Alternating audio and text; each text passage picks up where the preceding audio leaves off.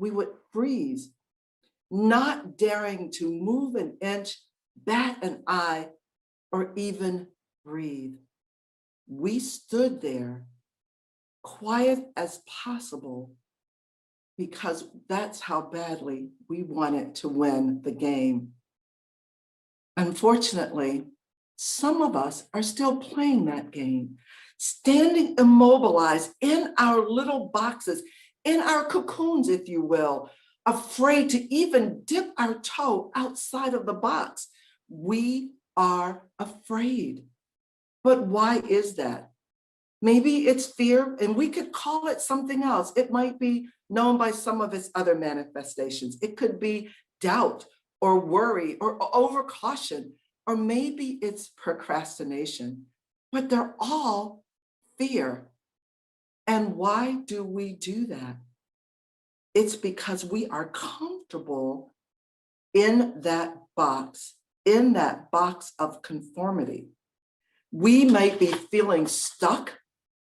We may be just uninspired, but we don't want to move out of that box or out of I also refer to it as a cocoon.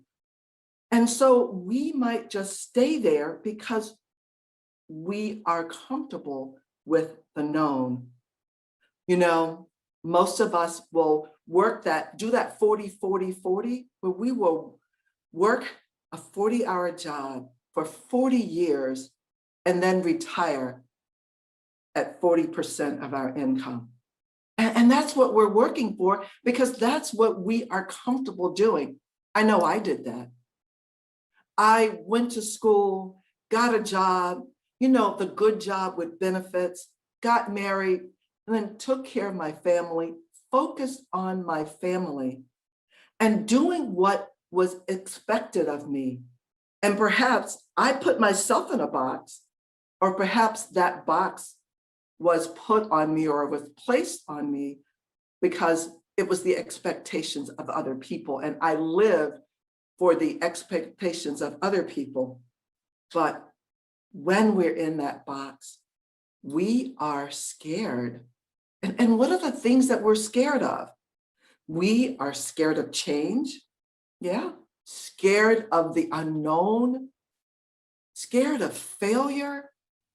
And maybe, if we're honest with ourselves, maybe we are also scared of success because it will change our life. We don't know what that really is going to be like. And so we stay immobilized, not moving forward and not moving backward. But we have to realize, if we're not progressing, then we're regressing. I totally understand, because that was the old me. I stayed in my box. I worked for 45 years as an accountant, working in the accounting field. I worked hard, got my CPA, doing those things that would progress in that area. But I don't know if I ever gave myself permission to think about my dreams, my passions, or my goals outside of that field.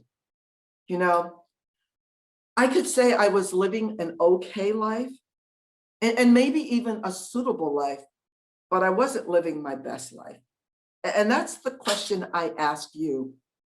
Are you living your best life? Are you in control of your life, or is your life in control of you?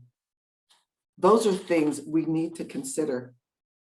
However, the new me, the person I am today, I am passionate about empowering women, or helping to empower women to find their goals, step into their power, and ultimately achieve financial freedom. Yes, I love what I'm doing. But it took me a while to get to this point, because I liked staying in that safe little space.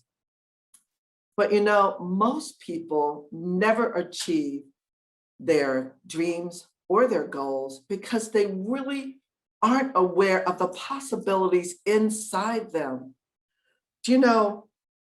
We all have greatness and unlimited potential within us.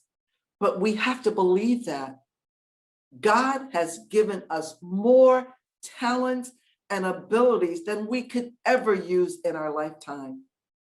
Our gift to God and to mankind is the best use of those talents and abilities. But what is fear? I'm sure you've heard this. Fear is false evidence appearing real. Yeah, that's what it is. But when you are faced with this false evidence, what do you do? Do you forget everything and run?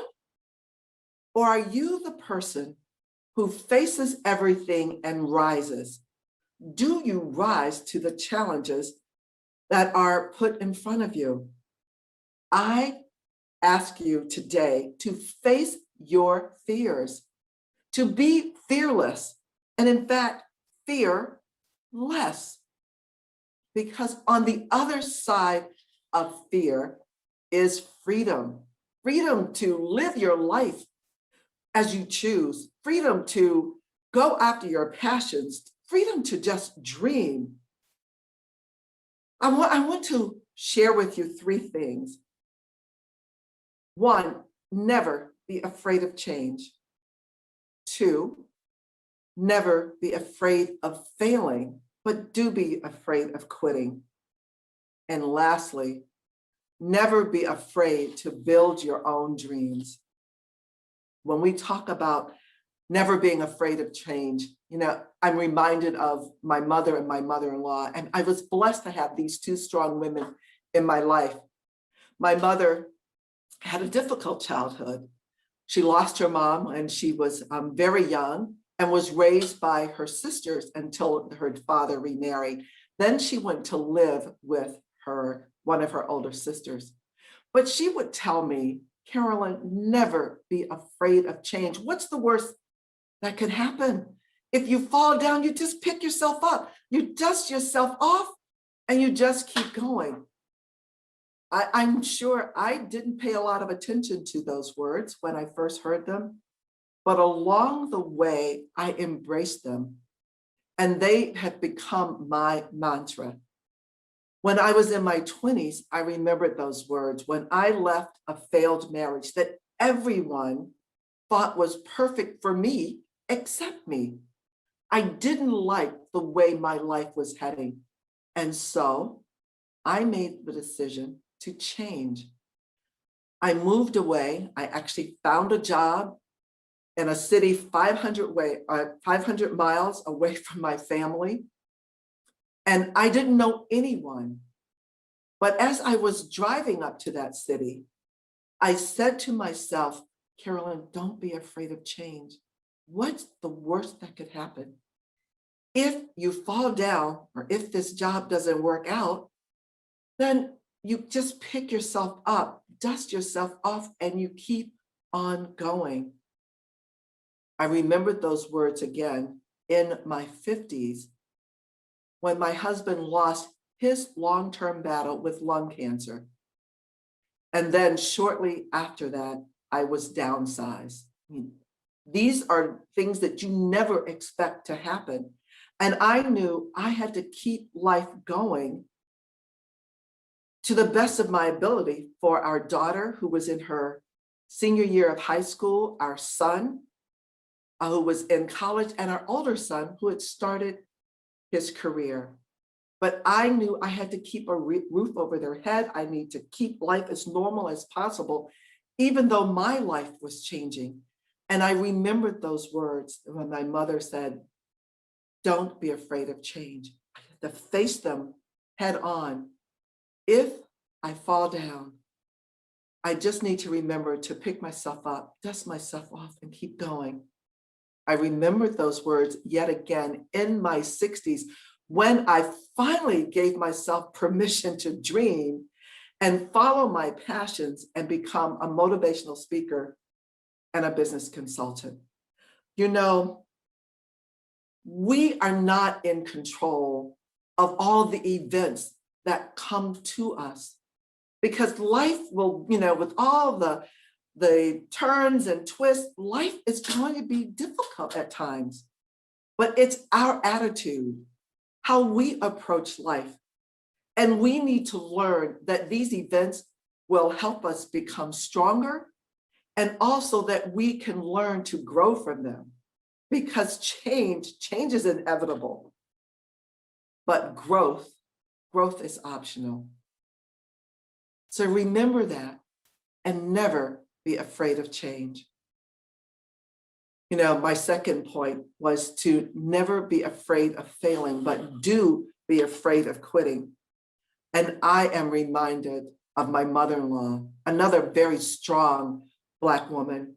She grew up in North Carolina, and her goal was to be a teacher. So she saved her money, went to college, and then at the end of college, she got married. And she married someone who felt that her big goal in life should be to raise her family. And so she moved to New York City and did just that, became a homemaker. But at the age of 44, when her oldest son was a senior in high school, she decided to pursue her dreams. And she decided that she would be a teacher. And so she started preparing for the teacher's exam in New York City. Everyone around her thought she was crazy. They told her she was too old, told her she would never pass that exam, told her that the school that she had graduated from was no longer accredited and she'd have to take more classes. But funny person that she was, she told them that if they knew who could pass or fail, then the Board of Education would just hire them to stand on the street corner and point to people and say that one would pass, that one would fail. And so she ignored them. She ignored her naysayers. Now, she had to take that exam many times.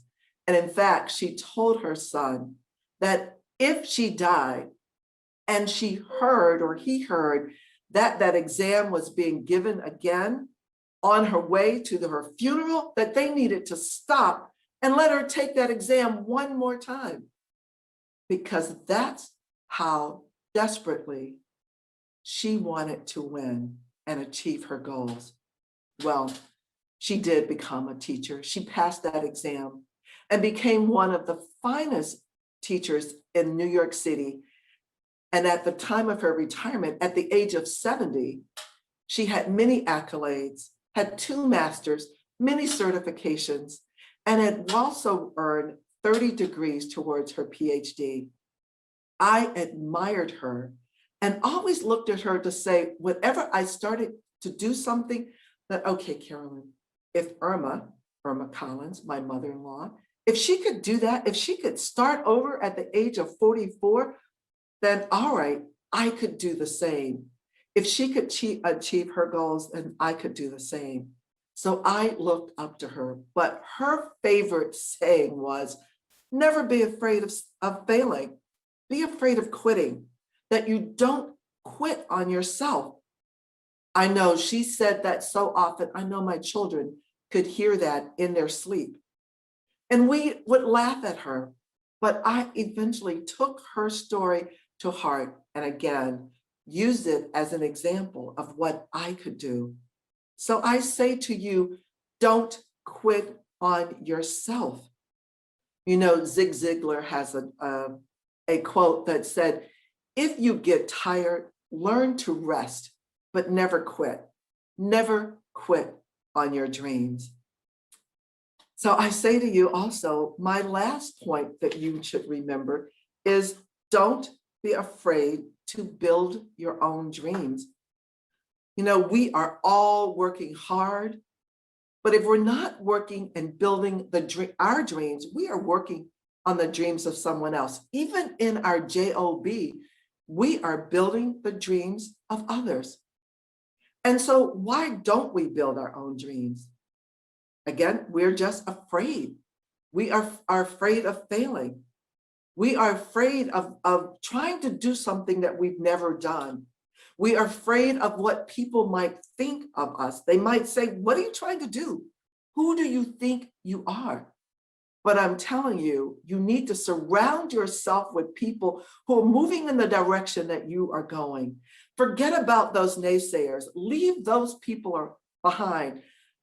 Be around the people who are going to encourage you to follow your dreams, to think high, think as big as you can possibly be. You know, I want you to think about your 10-year-old self.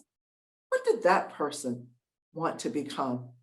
And why aren't you doing that?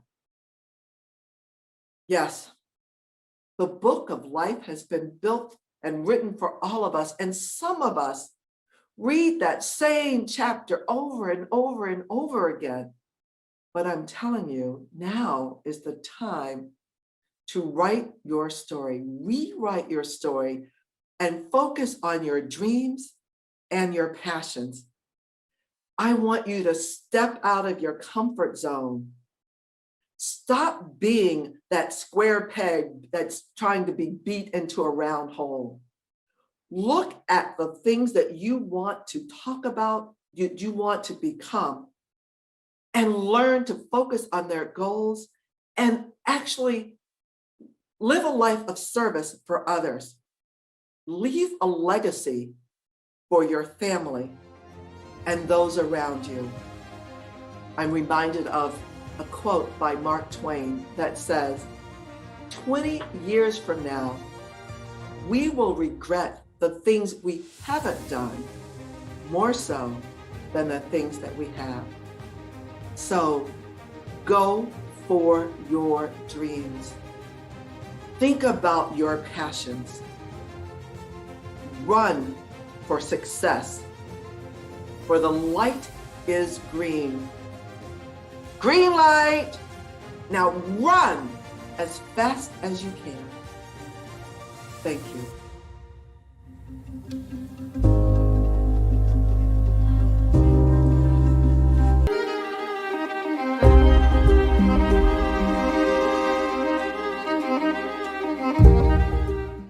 Hello, everyone. I hope that you're having an amazing day. My name is Alicia Brooks, and I am my personal brand, Branique Blueprint. And so I get to do this every day with amazing individuals. And I'm excited to be an international speaker as well as being a speaker for you. So thank you, thank you, thank you. I'm so honored. I'm so honored. I'm so blessed to have this opportunity. So today I'm talking about your personal brand and building a successful brand. What does that look like for you personally? A lot of times we get things confused. And so I want to give you some clarity around your personal brand, your business brand, and marketing and sales. So one, you are your personal brand. You wear it every single day. So I encourage you to wear it well. And number two is everyone has a personal brand. All right. Everyone does not have a business brand because everyone's not a business owner. And so you have to have a brand, whether a personal brand or a business brand, to begin marketing anything, to begin selling anything. So you have to get clarity around who you are at your core and how you want to show up in the world. Because a lot of times we are confused. A lot of times we get bits and pieces of everybody else's brands and we're not our own fabulous self. All right. So let me tell you what a brand just is not. It is more than this. So a personal brand, a brand is not just your name. It's not just your business name. It's not just your logo or your tagline and some pretty colors. It's not just your website and marketing collateral. It's not just your mission statement. It's not just your advertising. Those are tools for you to build your brand. Those are tools for you to communicate your brand to others. That's not essentially your brand. And so I want to give clarity around that because everyone's throwing the word around. Oh, it's a brand. I have a brand, blah, blah, blah. But you must understand you have to have a brand first before you start marketing anything. Otherwise, who are you marketing to? What's your message? What's your tone? What's your voice? What's the value you're going to bring? I can go on and on about this every day because it's my love. All right. Now, let's talk about this. Your brand, your personal brand, my dear, is essentially your reputation. Your reputation precedes you. So you know how we used to be in high school, college, and even now, where you had the valedictorian, you had the class clown, you had the athlete that was going to make it big. Like, your reputation preceded you, right? I don't know what your reputation was, but I guarantee you it preceded you. And so everyone has a reputation. It's what people are saying when you leave the room, when you walk out the room, when you come into the room. It's when they're not around. Your reputation. People are always talking. So I'm always am saying this to you now. Your reputation, you must own your brand. You must own it and not allow other people to control your brand for you. So I go back to one, investing in who you are, investing in what you want to do and what you want to be known for, because your reputation has two parts. Two parts. That is what you are good at. How do people feel in your presence? And the second part is, what are your expertise? What do you really want to be known for? What is it that you really want people to say, oh, she's the go-to person, or he is the brilliant, he's brilliant in that. Like, what is it that you want people to say about you? So your reputation has two parts, remember? What people say about what you do when you're not around, and then what are your expertise? What's the value you bring that you get to do it every single day? And another thing is your visibility. I can tell you, I have a love-hate relationship when it comes to social media. One, I don't have time for it. For two, showing up every day, having to look fresh, and I don't want to go through that every day. I got work to do for clients. I got to do some coaching. I don't have time to be on social media 24/7. And I know I get this all the time. Oh, you got the perfect personality for our television show, which, by the way, is about to pop off, you all. But that whole visibility thing kind of drains me. It does drain me. And I know a lot of people who it drains too, and a lot of people who just don't want to show up on social media every day and be this fascinating person. A lot of times, and we feel guilty about it, but being visible allows others to see who you are. It allows others to be attracted to you. It allows people to say, oh, I need to reach out to her or him. It allows you to be seen where you're offered to come to the table for opportunities, for bids, for contracts, for networking. You have to look at it as not just doing social media, because a lot of other things comes with being visible, which means making phone calls, which means going to networking meetings, going to events, putting yourself out there, not necessarily showing up every day on Instagram or LinkedIn or whatever your audience is. Visibility means you're out there and you're okay with it and you're ready for it and you're embracing it. All right. Now, let's look at some of the different things for building a successful brand. And what does that look like? So having a successful brand essentially is, one, you have a high frequency of referred clients, a high frequency. I have a frequency where I don't do a whole lot of marketing. I do one-on-ones, I have referrals, and I don't do a whole lot of marketing. I'm going to start doing that better. But for me, I'm marketing my clients. That then gets me clients because that's a referral. Okay. Then you have a high level of contacts of potential clients that are waiting in the pipeline, perhaps. Then you have a high cost or high closing cost, a high percentage rate. You're able to charge premium pricing. Let me say that again. You are able to charge premium pricing. because your brand has meaning. People see your brand as valuable, as it's worth it, and it's successful, and they want what you have to offer. All right. And so those are the main factors of having a successful brand. Now, what does that look like? How do you do that? This is what you're asking. Number one is having a well-defined, clear audience, niche, whatever that is for you. You must have a well-defined, clear audience. Who are you speaking to? And are you showing up as your authentic self so that you are able to attract people to you and not repel them? So, what is it that you want to do and for whom? Who is it that you get to wake up every morning and pop up out of that bed like toast because you get to do it? Your heart loves it. Your mind loves it. Your soul loves it. It's in sync with who you are and your purpose. I know what that's like because I get to do that every day. Every day I get to educate, I get to engage with people, and I get to empower people in building their personal brands and walking in confidence. All right. So, what is it that you get to do? How is it that you get to show up? Okay, for your audience, because your audience is waiting for you.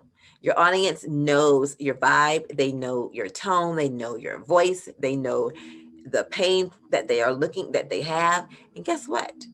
You know their pain points because either you've gone through it or you know someone has gone through it, but you know about it. And so you're speaking their language. You're speaking to their heart. You're speaking to their soul. And that becomes a connection. So having a well-defined niche target audience that you are able to connect with, that they absolutely love and get you and will pay you your worth, period, point blank. Then another thing is having an excellent reputation. When you start a business or you are in corporate America as a corporate professional or just in general, influencer, wherever, you own your reputation. Your reputation, again, I said, precedes you. So you are owning it, having a great place, a great starting place where I'm here. I want to get to there. Now, where does there look like for you? That's why I am big on scripting out who you are right now and how you see your future self. What do you see yourself doing every day? And you're being so vivid, you're being so clear on what that looks like so that you're able to manifest that into your reputation. You're able to really see what that looks like for you. And that's how you intend to show up. Your intentions of having a successful reputation equals a successful brand. Number 3, you got to be relevant. Are you being relevant? Is your content out there relevant? Are you being relevant? Are you putting things out there about yourself that is relevant to your industry, that's relevant to your clients? A lot of times when I see people who are posting in different things, they're way off the path. They're way off the beat. Like, I'm like, that has nothing to do with what you're doing. And sometimes that's totally okay. That's totally okay. But majority of the time, you got to be relevant to your industry, to your audience, to those people who are in that category, because you want to be seen as the go-to person, as the expert in that field. And so you got to be relevant to your target audience. And then number 4 is, again, high visibility. Having high visibility is looking wide and going deep. It's how you are contributing to your client success, your network success, your industry success. It's how are you going wide and then deep. All right. Again, wide and then deep. How are you doing that? And so, particularly when you have too many target audiences and you're trying to be wide, you still mean I'm selling this. Being wide does not mean you're trying to get everybody. Being wide means I want to be seen on multi-channels. Okay, I want to be seen in different areas, different ways, different strategies. I want to have these connections that I can connect with my audience, whether that means, showing up as a speaker or having your own events, or even truly putting out emails, but they still feel your reputation. They still feel your core of who you are in your emails. So regardless, visibility is not just being on social media. It means that you're reaching out, you're connecting with individuals, okay? And then the fifth thing is, which is one of my favorite things, is premium positioning. You must feel, you must have the confidence in order to actually charge premium pricing, to position yourself as the premium expert. I always say you can have this flea market mentality, which is like a $5 mentality, where people are not truly investing in their brand. They're not really investing. They're going to Fiverr for different things and not really investing. If you're going to go to Fiverr and get cheap services, then you can't charge premium pricing. You just can't do it. So you got flea market. Then you have the mall level, which is average, which I say for the men, you have Chevrolet, you have a Lexus, and then you have a Bentley. For the ladies, it's flea market, it's the mall, and then you have a luxury boutique. You know and understand that you can't go from flea market pricing to luxury boutique premium pricing and think that people are going to really invest in that. So you have to invest in your brand, not only just investing in your outside, the external brand, but the inside as well. The whole personal mastery is about you being confident, you having the knowledge, you having the expertise. Heck, you've gone and done the research, you've gone to school for it, you studied it. It perks your ears up every time you hear it, and you want to really contribute to that industry. You're able to charge premium prices because you've not only done the work, but you've invested in you. You've invested in your business. You've invested time, energy, talent. You invested in networking to become a successful brand. And I have to say, you have to get in the mindset of owning your personal brand.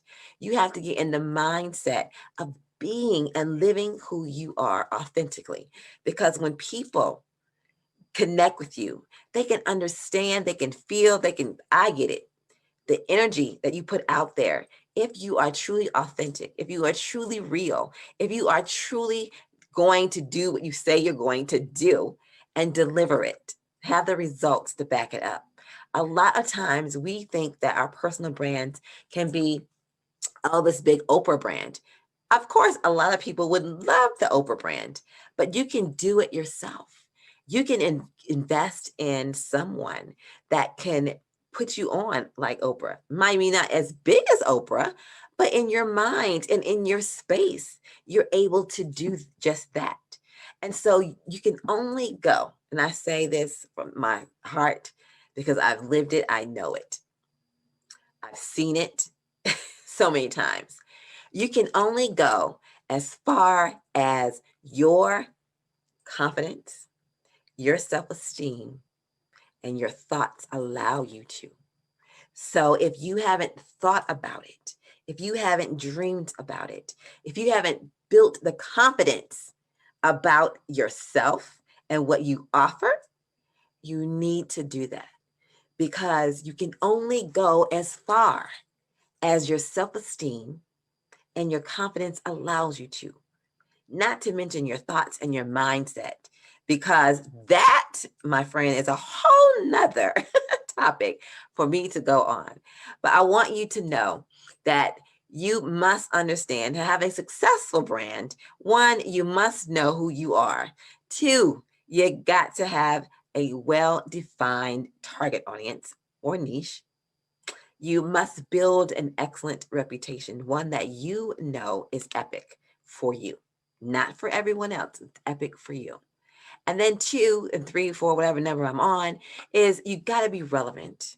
relevant to your audience, relevant to your industry, relevant to your clients, then you have to have some high visibility. What does that look like being on multi-channels? How can you really open the door for yourself? What can you do that's epic, that's exciting, that can catapult your brand to the next level? And then charging premium pricing, because you know your worth and your value, and you know what you bring to your clients. You know what you bring to your industry. And so you know that you can charge that premium price because you have the confidence to go with that. And you have the expertise and the knowledge to build and deliver on the results that you promise. That's your brand promise. Your personal brand promise is that of who you are. So I'm Elisha Brooks, and I'm so honored and grateful to have spent this time with you. Until next time, you can find me on social media at Elisha Brooks or Branique Yo. Follow me. You can get a free freebie on the 5 ways to building your personal brand, and also get on my calendar for a 20-minute chat so that we can connect and see if we are a good fit to work with you, and get ready for my Branique brand makeover and my television show. I'm so excited. I would love to connect with you. But until then, be and live your brand, because guess what? You deserve it. Until next time, mwah. Braiding needs and life coaching needs. We believe that true transformation starts from the inside and then shines through to the outside. So at Femi's Place, we transform you physically from your crown through giving you quality braid styles. And we also speak to your inner man through motivation, encouragement, and through the provision of life coaching services. We believe that true beauty shines from the inside out, and we have provided a cozy environment such that we can cater to your braiding and your life coaching needs. By life coaching needs, we are big on personal transformation. We give you services on marital transformation, personal transformation, career transformation. Impact. You want to make money. And sometimes you wonder, what if I fail? Do I know enough? Am I good enough?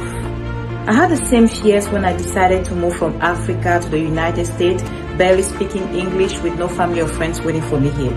It became more challenging when I almost got deported and was put in a detention center for 9 months. But I'm glad I didn't let those fears or challenges stop me, because today I'm a successful entrepreneur, and as a personal empowerment coach, I help entrepreneurs and aspiring entrepreneurs find the courage to overcome their fears and challenges so they can